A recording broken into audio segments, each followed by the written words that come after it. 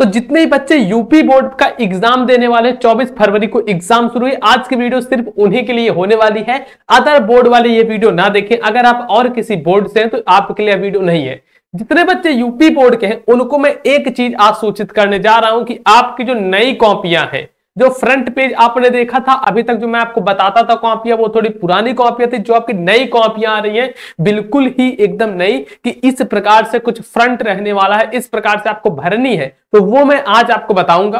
बिल्कुल ध्यान से देखना, वीडियो को अच्छे से समझना। और आपको यूट्यूब पर ये कॉपी कहीं नहीं मिलेगी, इस बात की मैं गारंटी लेता हूं। कहीं भी आप देखोगे नहीं मिलेगी। लेकिन यहाँ पे हाई स्कूल की जो मैं आपको कॉपियां दिखाने जा रहा हूं, क्लास 10th की, बहुत ही ज्यादा इंपॉर्टेंट है, क्योंकि नए तरीके से आपको सारी चीजें करनी रहेंगी। तो आज की इस वीडियो में मैं आपको यही चीज समझाने वाला हूं। वीडियो को अच्छे से देखना, ध्यान से देखना, और आपके जो भी दोस्त होंगे उनके पास भेज देना यह वीडियो और बता देना कि हाँ भैया नई कॉपी आ गई है, इस प्रकार से देख लो। क्योंकि देखो, अगर आप कॉपियों को पहले ही देखे रहोगे एग्जाम से पहले, तो आपको उसकी चीजें पता होंगी कि किस प्रकार से आपको भरना है कॉपी, कहां पे क्या लिखा रहेगा। अब वैसे क्या होगा ना, अचानक से अगर नया कुछ आपके सामने आ जाएगा तो बहुत हिचकिचाहट हो जाती है कि यार अच्छा अब इसको हम क्या करेंगे, कैसे करेंगे। तो वो सब चीजें आपके साथ नहीं होंगी अगर जो मैं आज आपको बताने जा रहा हूं इसको आप देखते हो, इसको समझते हो। तो सबसे पहले यहां पे ध्यान देंगे, गौर देंगे, यहां पे केंद्र व्यवस्थापक की मुहर लगेगी। ठीक इस जगह पे कॉपी में पूरा ओवरव्यू आपको दे दे रहा हूं, किस प्रकार से रहने वाली, सब कुछ A to Z बता दे रहा हूं।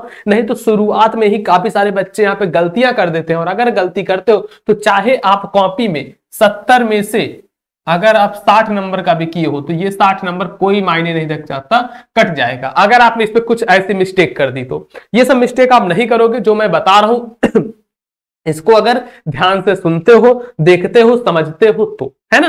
तो चलो अब देखते हैं यहाँ पे माध्यमिक शिक्षा परिषद उत्तर प्रदेश हाई स्कूल की कॉपी, ये हाई स्कूल वाले बच्चों के लिए है। सेम ऐसे इंटर की भी रहने वाली है, बस यहाँ पे हाई स्कूल की जगह इंटर लिखा रहेगा। और यहाँ पे एक बारकोड लगा रहने वाला है, यहाँ पे एक बारकोड रहेगा, जो नई कॉपी आती है उसमें बारकोड रहता है। अब ये बारकोड रहने का मेन रीजन क्या है, देखो क्या होता था ना, पहले जब काफी सारे टॉपर बच्चे, काफी सारे जो कमजोर बच्चे, जब वो एग्जाम देते थे तो कुछ लोग जिनके पास काफी पैसा रहता था, वो लोग पैसे देके 2000, 4000, 5000, 10,000 देके कि उसके जो टॉपर की कॉपियां रहती थी जिनके अच्छे लिखे गए हैं, उनसे क्या होता था ना, वो पेज निकाल लेते थे और किसी जो पैसे दिया है कोई बच्चा तो उसके वाले में डाल देते थे। तो वहां से कुछ दिक्कतें हो सकती थी। इस वजह से अब बारकोड भी लग चुका है, जिससे कोई भी प्रॉब्लम ना हो, जो पढ़ने वाला बच्चा है या फिर कोई भी हो, जो खुद जितना लिखा है उसको उतना ही नंबर मिले। इस वजह से ये चीजें की गई हैं। तो अब देखो इतना चीज, उसके बाद यहां पे एक चीज साफ साफ लिखा गया है कि, अब क्या लिखा गया है साफ साफ, ये चीज आप समझो, परीक्षार्थी उत्तर पुस्तिका के किसी भाग में अपना नाम ना लिखे। जो परीक्षार्थी होंगे वह उत्तर पुस्तिका की, उत्तर पुस्तिका यानी जो कॉपी है, इसमें कहीं भी अपना नाम नहीं लिखना है, ये चीज ध्यान रखो। अब कहोगे काफी सारे, क्या भैया लेटर आ गया या फिर क्या एप्लीकेशन आ गया, पत्र लेखन आ गया, क्या इसमें भी नाम नहीं लिखे? हाँ, नाम आपको कहीं भी नहीं लिखना है, चाहे जो कुछ आ जाए, नाम नहीं लिखना है, ये चीज ध्यान रखना। तो अब कहोगे नाम नहीं लिखेंगे तो क्या करेंगे, उस जगह पर जहां पे आपको नाम लिखना है वहां पर ऐसे भर दोगे XYZ, क्योंकि ये साफ माना रहता है बोर्ड एग्जाम में कि आपको वहां पे कहीं भी नाम नहीं लिखना होता है। अब चलो आगे, आगे देखो आगे क्या चीज है, फिर पढ़ते हैं। केंद्राध्यक्ष एवं कक्ष निरीक्षकों को यह अधिकार होगा कि वे परिषद की परीक्षा में सम्मिलित होने वाले परीक्षार्थियों की तलाशी ले सकते हैं। परीक्षार्थी उत्तर पुस्तिका के पृष्ठभाग पर दिए गए निर्देशों को ध्यानपूर्वक पढ़े तथा सावधानी के साथ पालन करें। ठीक, उसके बाद निम्नलिखित क्रमांक 1 से 6 तक, ये देखो हिंदी का वो है 1 से 6 तक, क्या करना है कि पूर्ति परीक्षार्थी स्वयं करे। इस उत्तर पुस्तिका का प्रयोग करने से पहले परीक्षार्थी यह भी देख लें कि उस पर कहीं वही वर्ष परीक्षित है जिस वर्ष में वह परीक्षा दे रहे हैं। ठीक, अब देखो काफी सारे बच्चे क्या होते हैं, जब उनको उत्तर पुस्तिका मिली तो वो कुछ नहीं देखते हैं और डायरेक्ट लिखना शुरू कर देते हैं। यहां से एक दिक्कत सामने आती है। ये दिक्कत क्या होती है, हो सकता है जो यहाँ पे लिख रहे हो वो क्वेश्चन, क्या वो जो कॉपी हो वो पिछले साल की हो। अगर पिछले साल की कॉपी होगी तो समझ लो आपके लिए तो नुकसान हो जाएगा ना, कि पिछले साल की कॉपी से आप लिख रहे हो, आप ये एग्जाम देने जा रहे हो 2025 का, अब मिल गई कॉपी 2024 की, आप 24 में लिख जाए तो कोई मानेगा कि 24 में आपने जो कॉपी लिखी वो 25 की नहीं मानेगा। इसलिए आपको यहां पे देखना पड़ेगा कि 2025 की ही कॉपियां हैं कि नहीं। ठीक, ये चीज समझ गए। अब चलो आगे, आगे देखते हैं क्या है, इसको मैं थोड़ा इरेज कर देता हूं फिर आगे बताता हूं। ध्यान पूर्वक समझते चलना जितनी चीजें मैं आपको बता रहा हूं अच्छे से ना। और इस वीडियो को लाइक करना प्लस अपने दोस्तों के पास भी शेयर करना ताकि वो भी समझ पाए कि हाँ क्या चीज है और कैसे है। तो अब देखो उसके बाद सबसे फर्स्ट पॉइंट इसके ऊपर, परीक्षार्थी सभी प्रविष्टियां शुद्ध एवं स्पष्ट रूप से भरे। तो जितनी चीजें भरने को दिया गया इसको शुद्ध एवं स्पष्ट रूप से भरना है।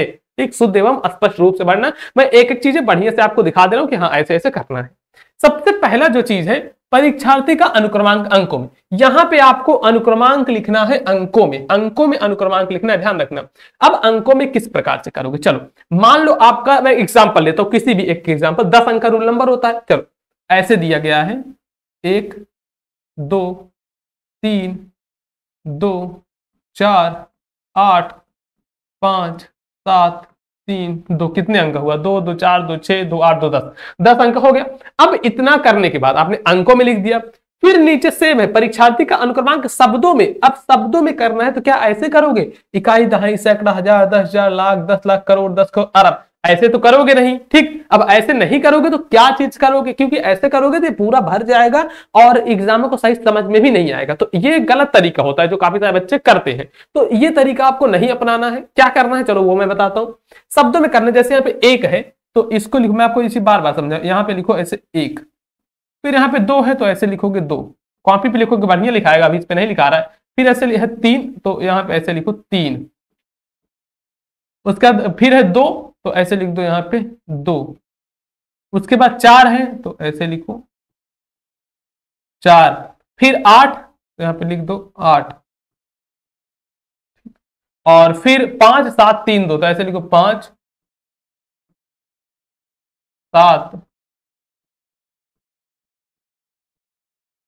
3 2। ठीक, इस प्रकार से लिखना है। अब इतना करने के बाद क्या चीज करोगे वो मैं आपको दिखा देता हूं कि इसके बाद क्या करना। विषय पूछा जाता है। अच्छा, ये जो विषय है यहां पे सब्जेक्ट लिखना है। हिंदी लिख रहे हो तो हिंदी लिख दो, इंग्लिश मान लो आप इंग्लिश की कॉपी कर रहे हो। ठीक, एग्जांपल लेता हूं तो यहाँ पे लिख दोगे आपका जो भी सब्जेक्ट है, मान लो इंग्लिश है, आप कोई भी सब्जेक्ट लिख सकते हो इंग्लिश।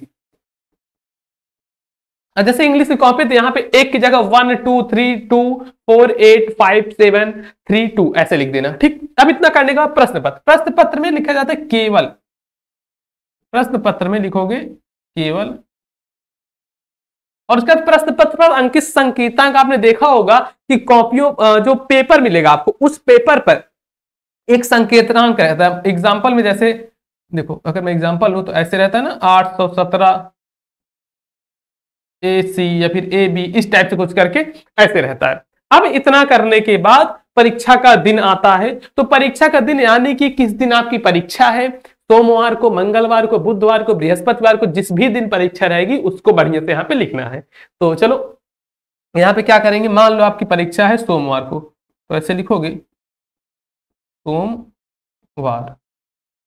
ठीक, आपकी परीक्षा सोमवार को, सोमवार लिख दोगे। फिर परीक्षा तिथि एवं पाली।